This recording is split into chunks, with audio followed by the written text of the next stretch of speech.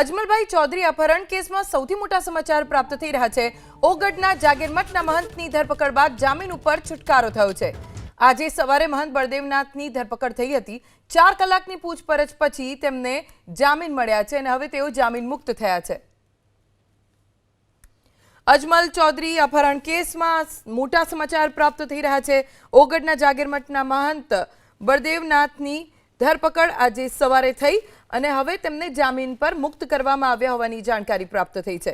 4 કલાક તેમની પૂછપરછ કરવામાં આવી અને ત્યારબાદ મહંત બળદેવનાથને જામીન મળતા તેમને જામીન મુક્ત કરવામાં આવ્યા। ફરિયાદમાં બળદેવનાથનું નામ ને લઈને ચર્ચા છે। 11 ઓગસ્ટના ન્યાયની માંગ સાથે ગાંધીનગર ખાતે પ્રદર્શન કરવામાં આવશે। પાટણ બનાસકાંઠામાં ચૌધરી સમાજના સંમેલનો આ મામલે યોજાયા હતા।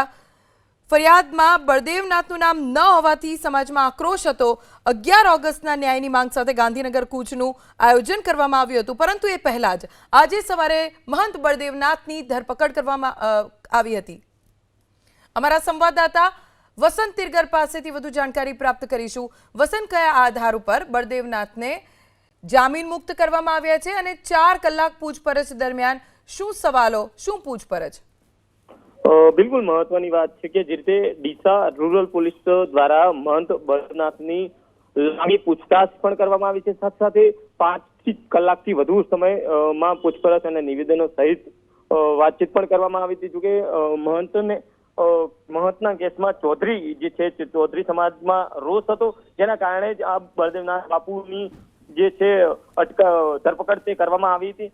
વધુમાં જણાવવામાં આવ્યું હતું કે જે રીતે દરબાર જાગીરમઠ ખાતે જે ચૌધરી સમાજના અજમલભાઈને અપહરણ બાદ મારપીટના જે આરોપો અને ફરિયાદો દાખલ થઈ હતી, તેના આધારે 4 આરોપીને અગાઉ ધરપકડ થઈ હતી અને 5મા આરોપી તરીકે જે નાથ બાપુ છે તેમની પણ ધરપકડ કરવામાં આવી હતી। હાલ સમગ્ર મામલે પૂછપરછ બાદ પોલીસે જામીન પણ આપ્યા છે।